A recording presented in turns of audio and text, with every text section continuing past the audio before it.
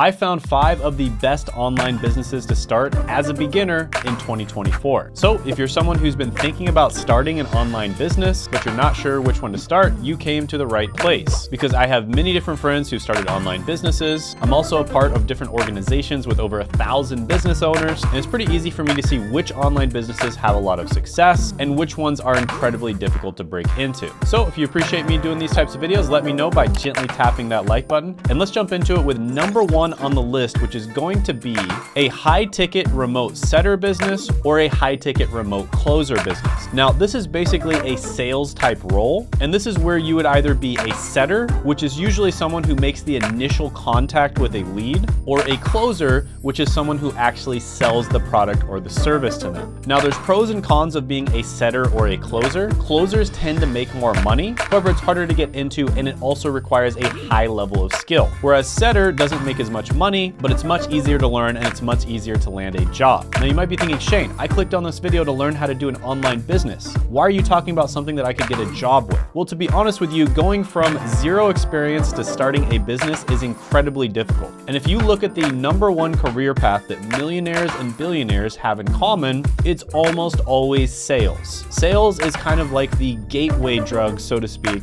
between being an employee and being a business owner. And there are actually a lot of positions out there where you'd be what's known as a growth partner. And in that case, you would be an entrepreneur, you would own your own business, but you'd still be doing a sales role. Now, honestly, there's so many different industries that you can get sales roles in. Some of my favorite ones are gonna be the info product industry. And this is basically where you sell either high ticket coaching or masterminds to people. I myself have purchased tons of these types of products before when I wanna learn a skill, but I wanna save a lot of time and effort. I'll basically just go to someone who I 100% know does have that skill, and they also have a coaching program with a course and feedback, so that way I know I can learn the skill like 10 times faster. Another really good one is going to be the solar industry. Another good one is the insurance industry. And then one of my favorites is the software industry, and this would be what's known as tech sales. Now, very generally speaking, appointment setters usually make somewhere between 5 to 10K per month, and then high ticket closers are going to be making more like 10 to 15K per month. And the reason you're able to make so much money is because you get paid mostly based on commission.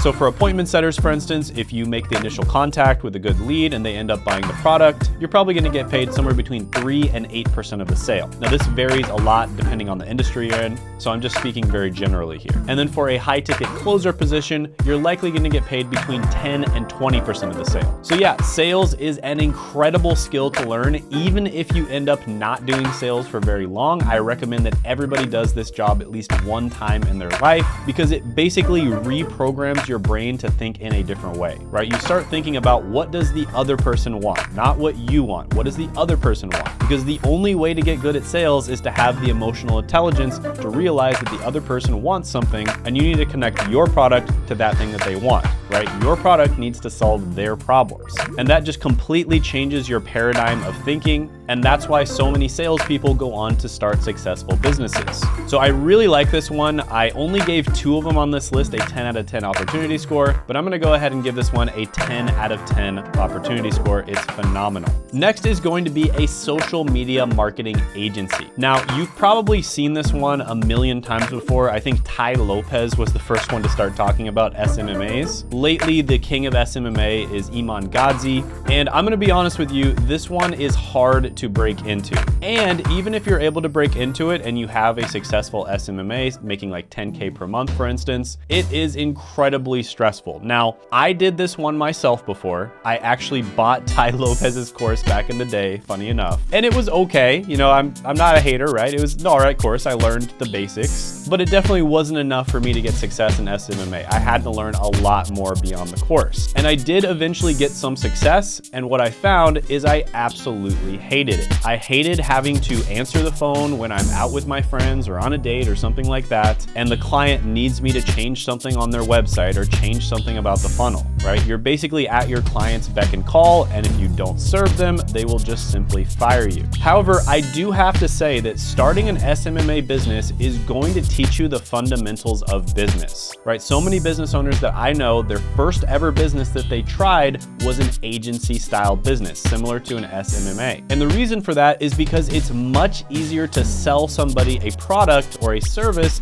that's known as done for you, right? So when you're selling products or services, it's typically going to be a done for you, a done with you, or just some sort of information type product, like a course. If you think about it from the buyer's perspective, let's say you are advertising to real estate agents and you're teaching them how to get leads. They are incredibly busy, and it's much easier to sell them a done for you product than a done with you product or a course, because real estate agents don't have time to go through a course, and they don't have time to go through coaching, because coaching is typically done with you. They just want someone to take care of the problem for them. And that's why it's so much easier to sell service-based offers than it is to sell like a coaching program or a course. But with that being said, it is a lot of work. Now, what people typically do is they will start off in an agency type model where they're just doing it for them, right? So it's done for you. And then after they get some experience, after they figure out how to actually get the client results, they will quickly transition into a done with you model, because done for you is incredibly difficult and very stressful, and it's very hard to scale. However, done with you or some sort of more automated type of model is much easier, usually much more attractive, and you can actually scale it, right? I can't tell you how many like SMMA gurus that I've seen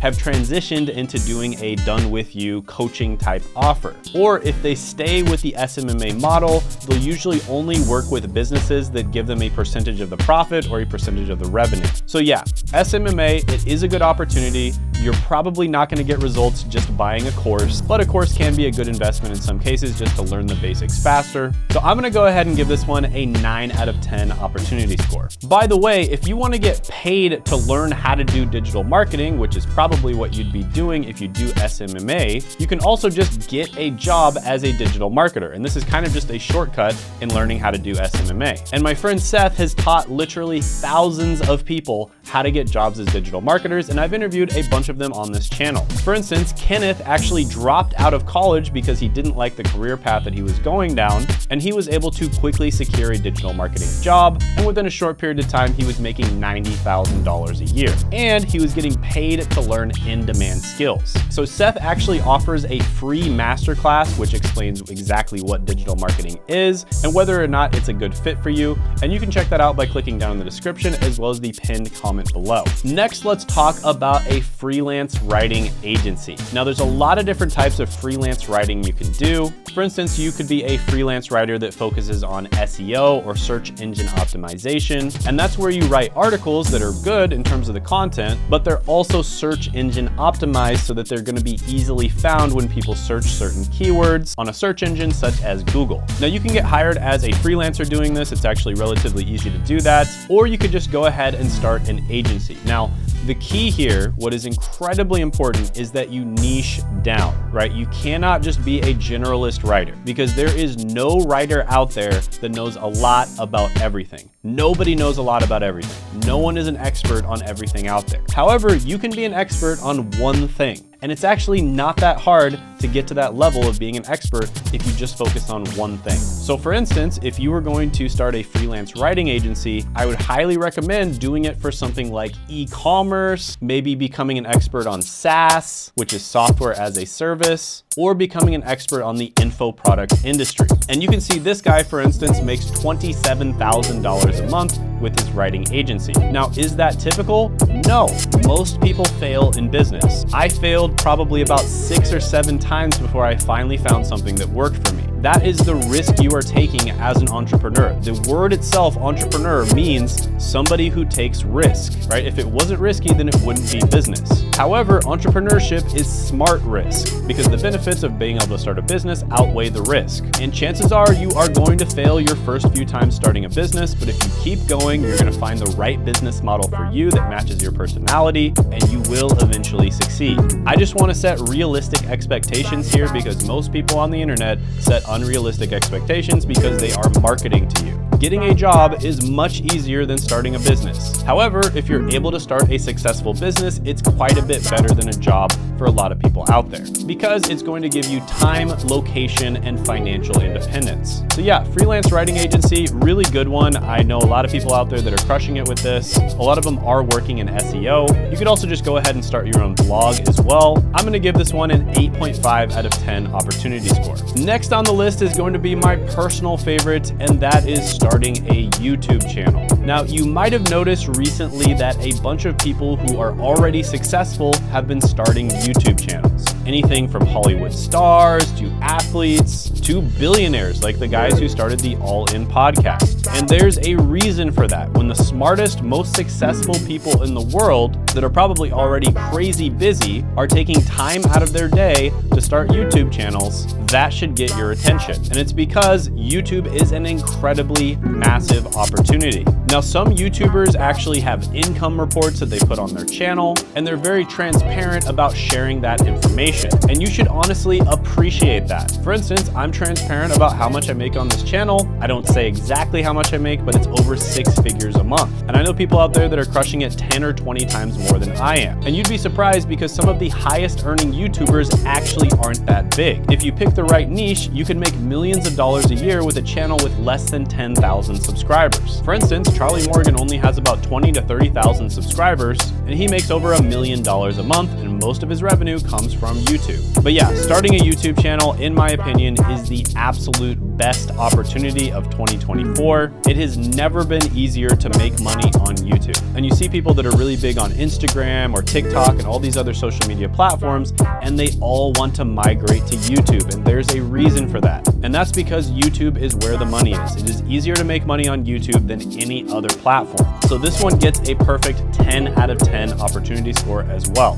Finally, I'm going to talk about a type of digital marketing, which is affiliate marketing. Now, this is another one where a lot of people out there kind of market this one and they just talk about it all the time. And this is really marketed to beginners because it just sounds so good in theory, right? You don't have to create your own product. You don't have to create your own company. You just take an existing product that's already crushing it and you just drive people to that product, and then you get a certain percentage of the sale. Now, it sounds great in theory, but the only problem is driving people to the product is one of the hardest things to do. And so I do love affiliate marketing, but you typically have to pair it with a different type of business model. For instance, you could start a YouTube channel and then do affiliate marketing, or you could start a blog and then do affiliate marketing. But honestly, the simplicity of affiliate marketing, where you literally just have to focus on one skill, which is traffic generation, is what makes it one of the absolute best business opportunities. Right? So you just focus on that one skill, which is getting attention, getting traffic, and then the company takes care of literally everything else. Whereas if you start a full-blown business, you have to pay attention to traffic generation, then you have to pay attention to lead generation, then you have to nurture the leads, then you have to have a marketing and sales process, and you have to create a product that people actually want. Then once people buy it, you have to make sure that the product is good. So there's a ton of different steps when it comes to starting a business, and you have to be relatively good at all of them. Whereas with affiliate marketing, you just have to be good at traffic generation, and that's all. So it really is one of the easiest business models, with the caveat that you have to pair it with a different business model. And usually that different business model is going to involve traffic generation. So yeah, absolutely love affiliate marketing. It's one of the main ways that I make money as well. It's something I also cover with my YouTube coaching, because the difference between a really good affiliate partner and a bad affiliate partner can be like night and day, right? You get a bad affiliate partner, you're not gonna make any money. You get a good affiliate partner, you're gonna make like $30,000, $50,000 a month. So yeah, affiliate marketing is great, but you do have to pair it with another business model that involves traffic generation. I'm gonna give this one a 9 out of 10 opportunity score. So yeah, these are literally my 5 biggest recommendations for beginners on the types of businesses that they should start. If I could go back in time and start these businesses, I would honestly start a YouTube business with the knowledge that I have now, but just taking a complete beginner where I'm not really sure what their personality is and what they're going to be good at, and I'd want to start them in different business models, these would be the 5 that I would look at. Now, there's other business models out there that are amazing. For instance, starting a software business like a SaaS is incredible, but it's not very beginner friendly. There's just way too many skill sets that you have to be successful starting a SaaS. These are the 5 that would give you the best chance, the best opportunity opportunity to be successful as a beginner. And even with that being said, you are very likely going to fail your first few tries. And the reason you're gonna fail isn't necessarily because you aren't good, but in many cases, it's just gonna be because the business model doesn't fit your personality. For instance, I tried Amazon FBA and shipping physical products online, and honestly, at the time I tried it, I probably could have been successful with it, but it just didn't fit my personality. I absolutely hated